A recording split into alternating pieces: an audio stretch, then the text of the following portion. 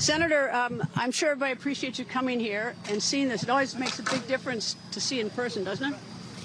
Yeah, I mean, there's nothing better than a first-hand account, but it's devastating for this community. I don't know how long it's going to take to recover, but our job is to make sure it recovers fully and as quickly as possible.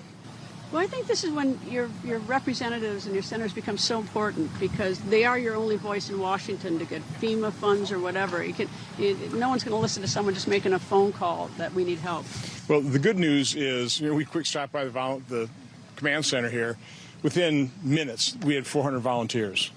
There have been a couple instances of looting that got shut down immediately. So, as is always true in America, I don't care where you are in America, in the midst of tragedy, you just see the spirit and the goodness of the American people. In this case, the community members come out, they're helping each other. And this community is going to need a lot of help. Even the people, the chainsaws are accommodating us a little bit, and we asked them if they just turn the chain, just give us a few minutes to talk so that we could talk and get it. They'll be firing them up really quick. Yeah, there's going to be a lot of that here over the next few weeks. But you see, like, there's the telephone poles are down, trees are down. I don't know what the power situation is. Well, power's out.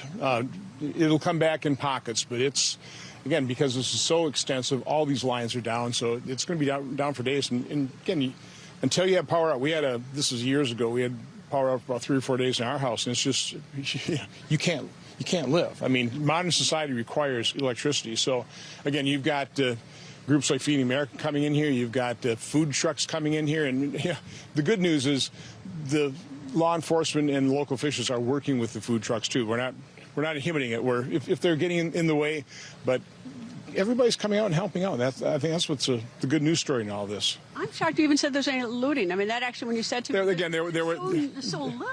there were 2 instances, and they got shut down immediately. So no, there is no looting. Let's put it that way. I was going to say, I don't see. I mean, I can't.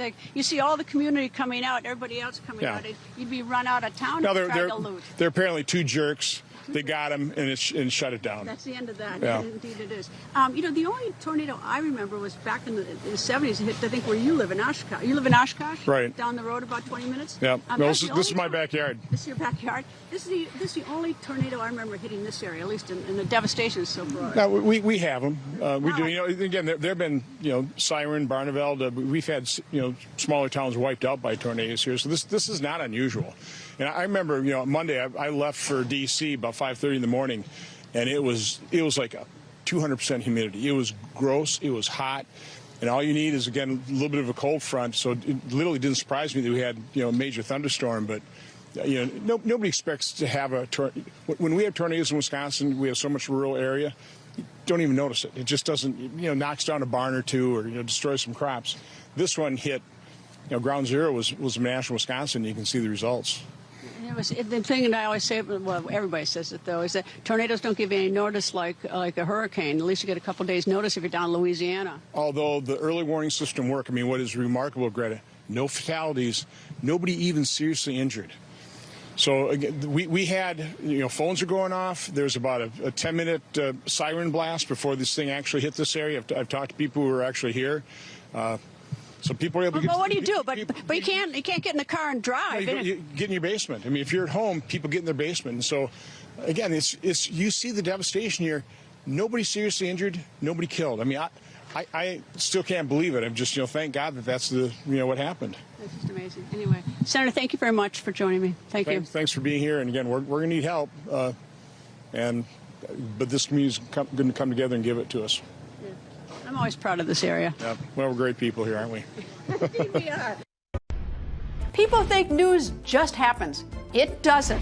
It happens because there's someone there to capture the moment, to explain it and share it. That's my job. I go where news breaks and give you the facts. Join me for The Record on Newsmax.